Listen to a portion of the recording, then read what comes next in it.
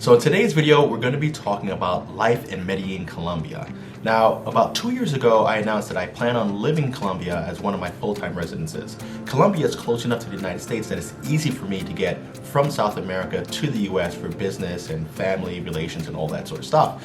And it really offers up a lower cost of living, a beautiful lifestyle, and to me, it feels just right. This is the first video of a series where I'm covering what life is like in Medellin, the city of the eternal spring. They call it that because Medellin is about 80 degrees every single day, partly cloudy with a chance of rain. It is the ultimate springtime weather, and if you like that sort of weather, it is the place for you. In this video, I'm starting the series with an interview with Daniella. Daniella works at La Playa Hostel, which is right in Poblado, or like the tourist district of Medellin, Colombia. She's originally from the United States, moved back to Colombia, and made her life there. So today's video, we're going into a deep conversation as to why Daniella chose Medellin, Colombia, and how she feels about adapting her life there. Here on ENTP Life, we mostly talk about investing in real estate and some of my other business ventures like home health care and starting a nursing agency. If you are interested in starting a nursing agency, make sure you reach out to me so that I can put you on a contact list, because I am putting together a course that's going to teach you exactly how to start a nursing agency or a healthcare staffing firm, depending on what your profession is. If you're interested in that, definitely reach out and I'll be able to put you on that list. One of the things that I focus on here on the channel is trying to get people to live out their dreams. Most people are limited by how much money they're making, and I felt that if I could show them how to get past replacing their income with investments that are generating passive money, that they could shift their lifestyle so that they can focus on the things that they really love and live out their dreams. My name is Carl Pierre, and this is ENTP Life. So one thing that people always ask me whenever I tell them I'm leaving the United States is what's prompted me to leave the United States, and is it a difficult transition? What was it for you leaving Ohio and coming to Colombia? Well, for me at least, I wasn't really expecting to move here all at once. I was planning on being here for about a year and then going back. But I fell in love with the city, and I just fell in love with everything, and I felt like I just had to be here. So in the end, it was a little difficult kind of getting used to everything being so different, but I think it was all worth it. I think everything. What was the response from like your friends and family back home when you said, you know what, I may not be coming back? They were horrified. You know, even my family, not because they think it's a bad place, but they were just like, oh, you know, they have this idea of how it used to be, you know, because before with the violence and everything. And they said, oh, you're going to last a month, and then you're going to come back. After about, I don't know, 5 months, my dad called me like, okay, we get it. You proved your point. You can come back now. Like, I can't. There's no chance I'm coming back. And my friends, they were more supportive. They were excited for me and everything, but they were also really nervous, like, oh, well, we've seen the shows, we've seen the movies, like, are you sure that this is what you want to do? But now a lot of them have come to visit me, and they're like, wow, it's so different from what I expected, so it's been good. Yeah, for me, the first trip I ever took out of the United States into South America was to Lima, Peru. And I had this concept of Peru being completely, you know, behind the times, poor, etc. And then I go to Lima, and then I go to Miraflores, which is one of their more developed parts of town. And I was completely blown away. I was like, this is the first time that I've traveled out of the United States, and like south of the United States. Yeah. And felt like, well, this is a place that I could actually live. And then I came to Medellin next, was the next South American city I visited, and then that confirmed that there is developed life outside the United States. Yeah, yeah. Because I think we're kind of conditioned in this way that everything that is, you know, south of the border and not Europe is 40 years behind. And in some areas it may be that way, but when you actually come to a developed city here, you have the same amenities. You have subways, you have public transportation, internet, running water, you know, things that you grow accustomed to in the States. So it's always great to see people who have also seen the same light when they leave the United States and say, well, it's not that bad, and actually feels kind of like home, or more like home than home does. Now, another thing that people tend to really get fixated on is safety. When people kind of ask you, I'm sure when even guests are booking here at the hostel, they may ask, is it in a safe part of town? Am I going to be okay? When you're challenged with that safety or that violence sort of question, what response do you give and what is your take on safety?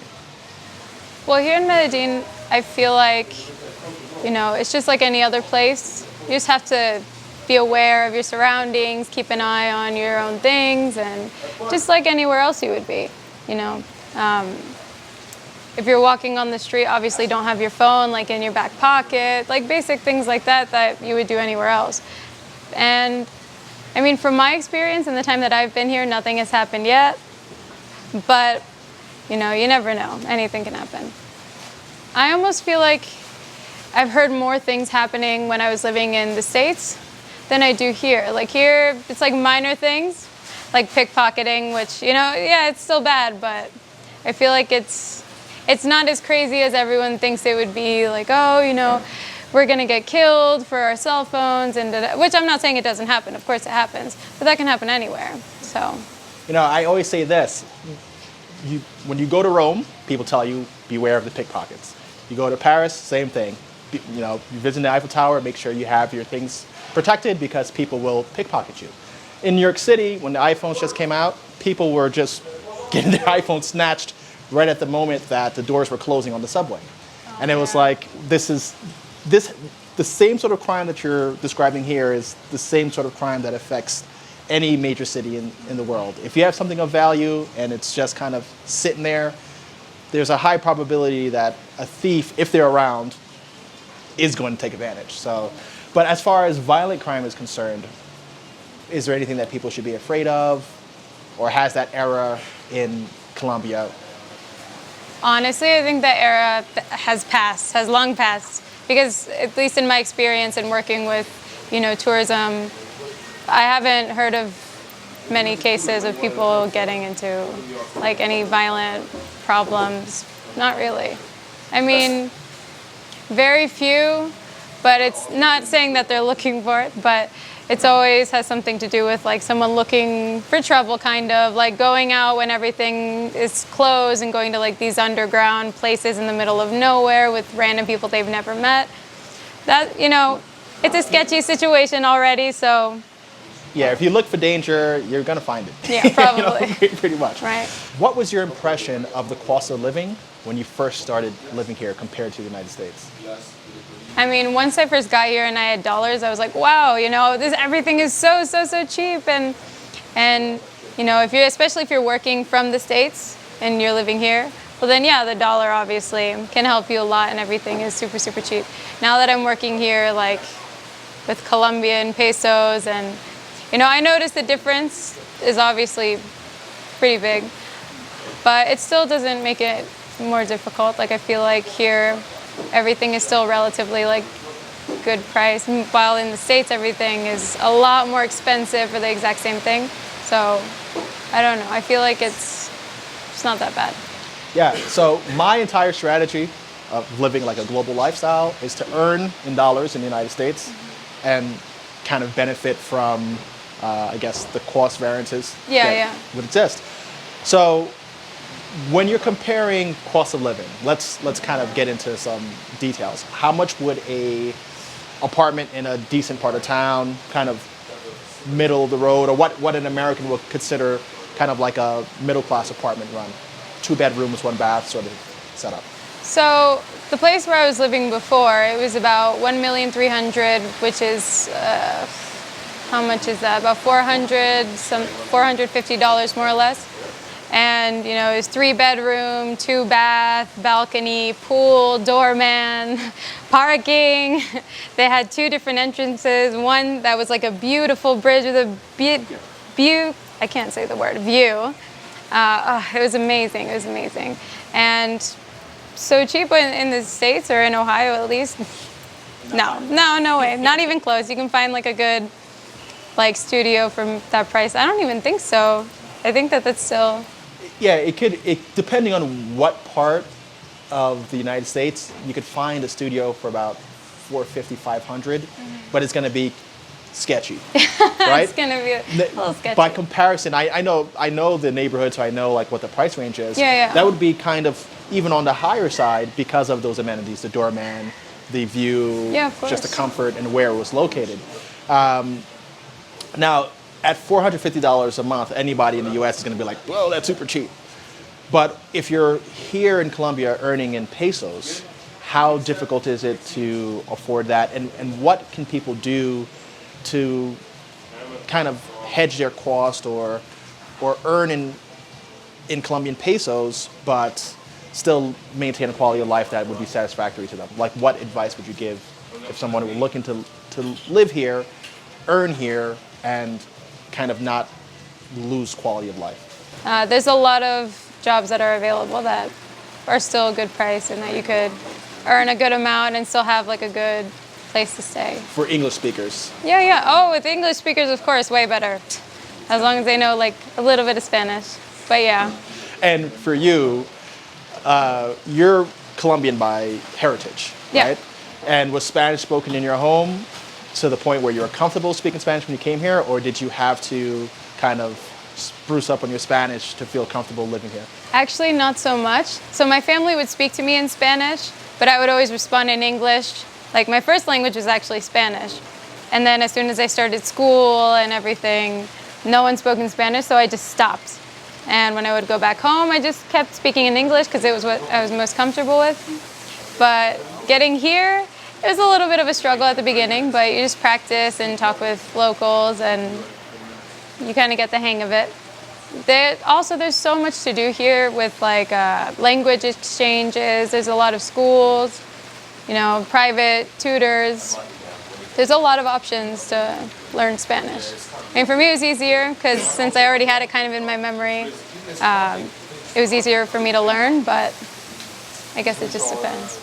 So if somebody were going to move from the United States to Colombia, what should they expect and how should they prepare for the move, as well as what are their steps to get settled here?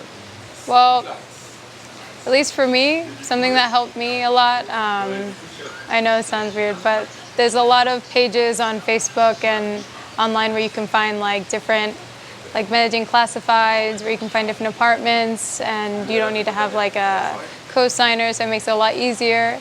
As for jobs, they also offer a lot of things on there.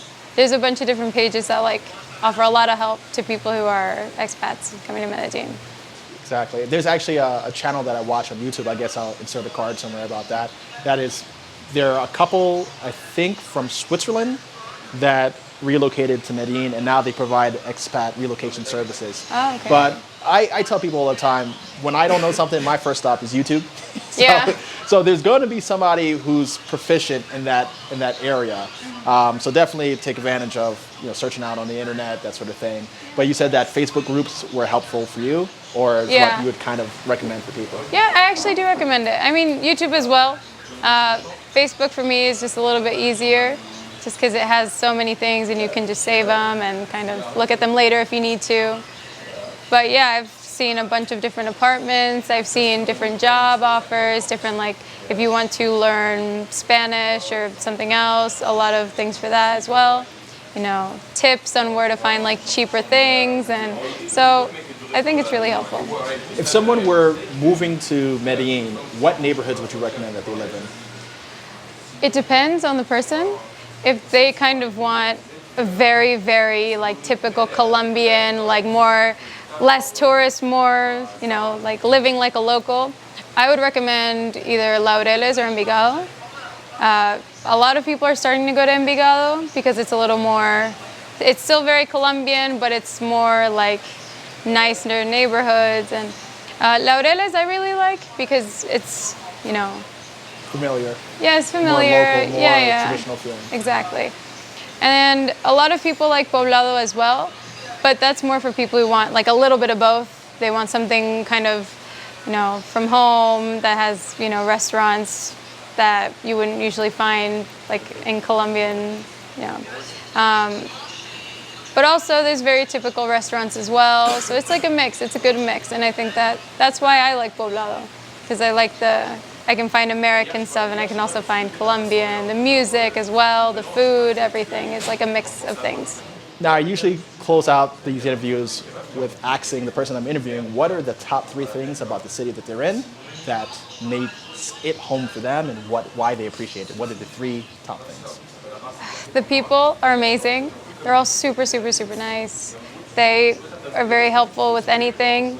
You know, where I'm from in the States, everyone is kind of more isolated in their own like world, just trying to do what they need to do, work, and you know. Meanwhile here, you can talk to anyone and everyone is super friendly.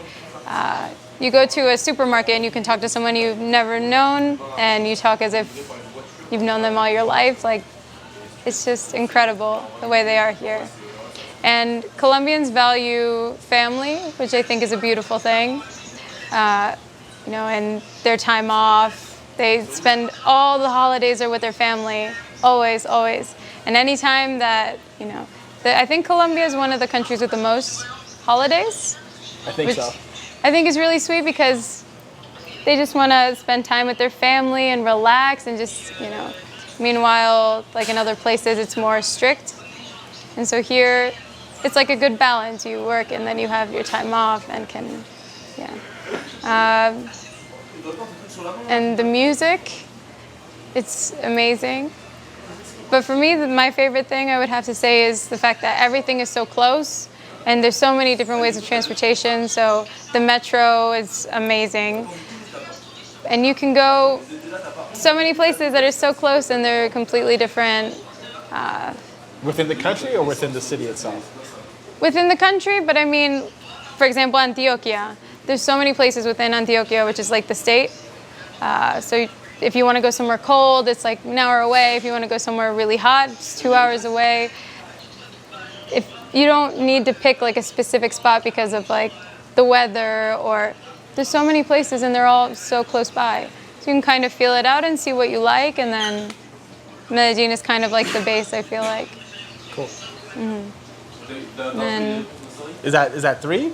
no, already? I was about to say the other one, but Okay. I lost it. For me personally, I love the food here. Like, there's just so much. And, you know, there's arepas, buñuelos, pan de bonos, bandeja paisa. It's a lot. It's a lot of food, but it's Did you it's really, grow up really good. eating those foods? Some of it, yeah. A lot of it, yeah. But I don't know. I feel like here it's a little bit different. You know, while back home is a little bit more Americanized. But here, I love it. I think it's incredible. And there's just so many options. You know, it's nice. So speaking on food, how does the food change or the food culture change from region to region within Colombia? So it depends. Like some places, so here, like the traditional thing is sancocho, which is like a very hearty soup. And in Bogota, it's a little bit different. It's called ajiaco. The arepas, which is something very traditional Colombian, is different in different areas. So like in the coast, they have like these really cheesy arepas. It's like basically all cheese, but it's delicious, and they've added condensed milk to it. It sounds weird, but it's kind of like salted caramel. It's amazing. And then here, it's a little bit more simple. It's just like the arepa with cheese on top. And in Bogota, they do like stuffed arepas, which makes them amazing. So it just depends on where you are. It's all very similar, but it has their own like different, you know, like touches to each of them.